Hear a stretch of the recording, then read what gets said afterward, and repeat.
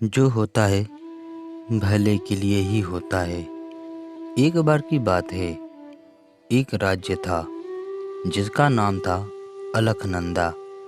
उस राज्य का मंत्री भगवान पे बहुत ही ज़्यादा विश्वास करता था एवं उसके साथ या उसके अगल बगल कुछ भी होता था तो वह बस यही बात कहता था कि भगवान जी की बड़ी कृपा हो गई।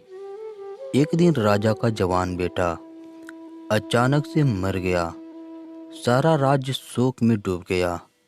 राजा एवं राजा की पत्नी बेटे की मौत पर विलाप कर रहे थे। तभी मंत्री तपाक से बोल उठा कि भगवान जी की बड़ी कृपा हो गई। यह बात सुनकर राजा को बड़ा गुस्सा आया, परंतु उसने कुछ नहीं किया एवं अपने गुस्से को अपनी दुख की वजह से पी गया। कुछ दिन के पश्चात राजा की पत्नी भी बेटे की मौत के सदमे की वजह से मृत्यु को प्राप्त हो जाती है। इस बार राजा भीतर से बहुत ही ज़्यादा टूट जाते हैं और एक बार फिर मंत्री वही बात दोहराते हैं कि भगवान जी की बड़ी कृपा हो गई। एक बार फिर से राजा को बहुत ही ज़्यादा गुस्सा आता है, लेकिन समय की नज़ाकत को देखते हुए राजा इस बार भी कुछ नहीं करते एवं अपने गुस्से की दुख की वजह से पी जाते हैं। समय निकलता ही जाता है। तभी एक दिन राजा के पास एक व्यापारी आता है जो तलवार का व्यापारी था। वह राजा को कुछ तलवारें दिखाता है। उनमें से एक तलवार को लेकर राजा जांच करने लगते हैं कि तलवार की धार कितनी तेज है कि अचानक से राजा की एक अंगुली तलवार की धार से कट जाती है। हालांकि मंत्री अपनी आदत अनुसार तपाक से बोल उठता है कि भगवान जी की बड़ी कृपा हो गई। इस बार राजा के गुस्से एवं सब्र का बांध दोनों ही टूट गया और राजा आग बबूला होकर मंत्री को सजा के रूप में अपने राज्य की सीमा से बाहर निकलवा देता है। समय बीतता जाता है। एक दिन राजा अपने कुछ सिपाहियों के साथ जंगल में शिकार के लिए जाता है। अचानक से वह मार्ग भूल जाता है एवं जंगल में काफ़ी दूर तक निकल जाता है। जैसे ही उसे ख्याल आता है कि वह मार्ग भूलने के साथ साथ शायद काफ़ी आगे तक निकल आ जाए, राजा तुरंत वापस राज्य की तरफ लौटने का फैसला करता है। पर शायद नियति को कुछ और ही मंजूर था।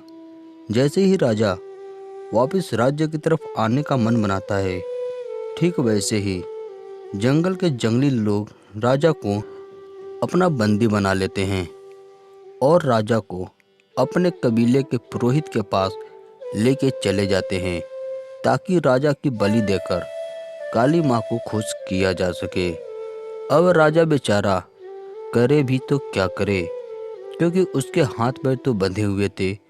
इतने में कबीले का पुरोहित राजा से पूछता है कि क्या तुम्हारा कोई संतान है?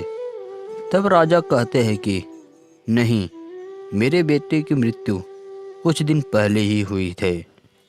तब पुरोहित कबीले के लोगों से कहता है कि अरे, यह तो हृदय का जला हुआ है। फिर पुरोहित राजा से पूछता है कि क्या तुम्हारी बीबी जिंदा है? तब राजा कहता है कि नहीं, मेरी बीबी मेरे लड़के के वियोग में ही अपना प्राण त्याग चुकी है।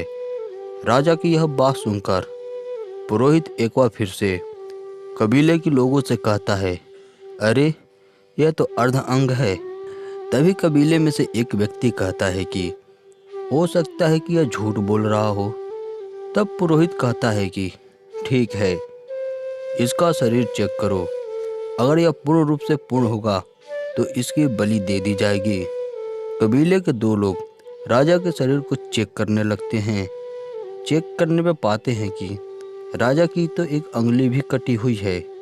यह चीज़ जब कबीले वाले पुरोहित को दिखाते हैं तो वह पुरोहित कहता है कि इस आदमी की बलि नहीं दी जा सकती, क्योंकि इसका शरीर भी पूरा नहीं है और कबीले वाले राजा को छोड़ देते हैं। खुद को मौत के मुंह से बाहर पाकर राजा बहुत ही ज़्यादा खुश होता है और उसे मंत्री की बात याद आने लगती है। राजा जैसे ही राज्य को वापस लौटता है, वह तुरंत अपने आदमियों को आदेश देता है कि जाओ और कुछ भी करके मेरे उस मंत्री को ढूंढ कर लाओ। दोस्तों, इसलिए कहते हैं कि कभी भी जल्दीबाजी में कभी भी भगवान को दोष नहीं देना चाहिए, क्योंकि हमारे लिए भगवान जी जो भी करते हैं सोच समझ कर ही करते हैं। जो होता है हमारे भले के लिए ही होता है। तो मिलते हैं हम अगले वीडियो में किसी नए कहानी के साथ। तब तक के लिए जय श्री राम, जय महाकाल, जय प्रभु जगन्नाथ जी महाराज।